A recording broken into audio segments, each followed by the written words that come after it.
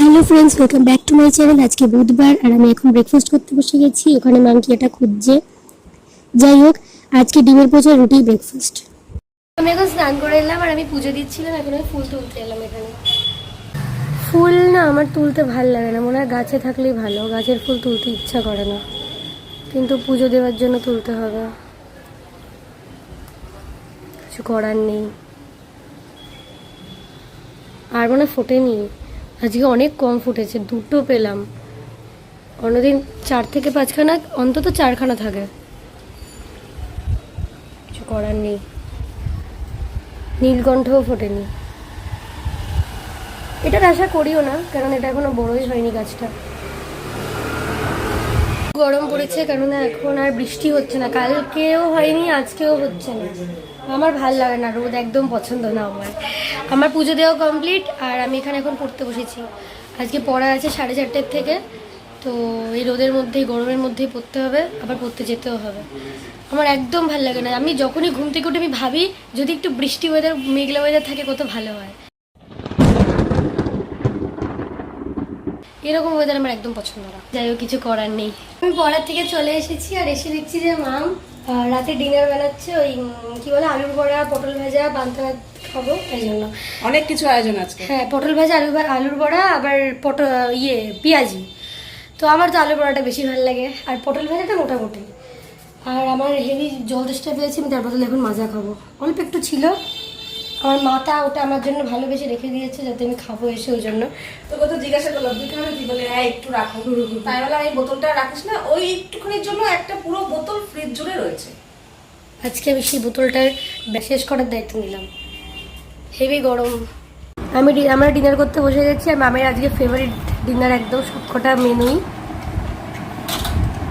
এখানে আলু বড়া প্রায় শেষ হয়েই যাচ্ছে সমানে। আলু বড়াটা আমার জন্য। হ্যাঁ ওমা, কে? আমিও মামকে বলেছি আমি আলু বড়া ছাড়া কিছু খাবো না। কিন্তু আমারটা শুনে বলিস কখনোই না, আমার আলু বড়া খুব ভালো লাগে খেতে। আমার পটল ভাজা, আলু বড়া, আমার পেঁয়াজি একদম ভালো লাগে না। সো আমাদের ডিনার কমপ্লিট আর আমি একটু অঙ্ক করতে বসেছিলাম, বাট আর ভালো লাগছে না, অনেক রাত হয়ে গেছে। এখন শুয়ে পড়বো, আবার সকালে উঠে পড়বো। ওই ঘরে মনে হয় মা এখনো কাজ করছে। আপনার বক্তব্য দাঁড়া, আরেকবার বলতে হবে। আপনার বক্তব্য কি একটু বলুন। আমার বক্তব্য হলো খাওয়া দাওয়া হলো। কি নেতাচ্ছ তুমি? তুই নেতা না, কটা কি বাজে? করছো? আমি তেল ঢালছি, যে ভাজা পোড়া। তুমি তেল ঢালতে ঢালতে দেখবে ভোর 6টা হয়ে গেছে। হ্যাঁ, তোমার ঘুমাতে হবে না মা?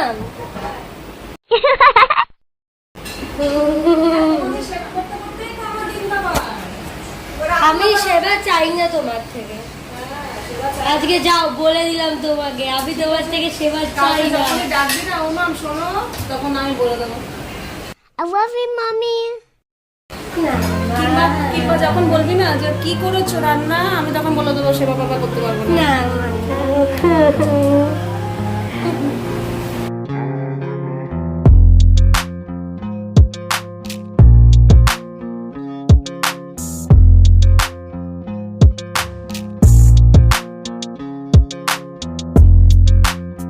ও চুলের ঠিকঠাক মতো জ্বর ছাড়াতে পারে না, আবার স্বীকারও করবে না সেটা। আমি বলি কি চুল আঁচড়ানোর নিয়ম এটা না। এই দেখ আমার চুলের জট, একটা কথা বলি, আমি অন্য সময় তর্ক করি, কিন্তু আমার চুলের জট এখন অলরেডি ছাড়ানো হয়ে গেছে। তোমার হ্যাঁ, আমি ছাড়াচ্ছি না, আমি বলছি নিয়মটা। চুলের জ্বর তোমার নিয়ম তুমি বললে আমি শুনবো না। ছাড়ানোর নিয়ম হচ্ছে প্রথমে এই নিচটা ছাড়াতে হয়, তারপরে এটা, তারপরে এটা। তাহলে কি হয় বলতো, চুল কম ওঠে। হয়েছে হয়েছে, আমি বুঝে গেছি। না যায় না, শুনবে না, ওটা আমি কাট করে দেবো, দেবোই না।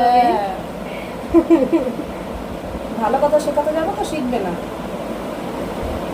এটাই ডান, আর কিছু দরকার নেই, এটুকু চুলাচালি হয়ে যাবে। তো যাই হোক, আজকের মতো এটুকুই। আবার তোমাদের সাথে নেক্সট ভিডিওতে দেখা হবে। Good night, tata.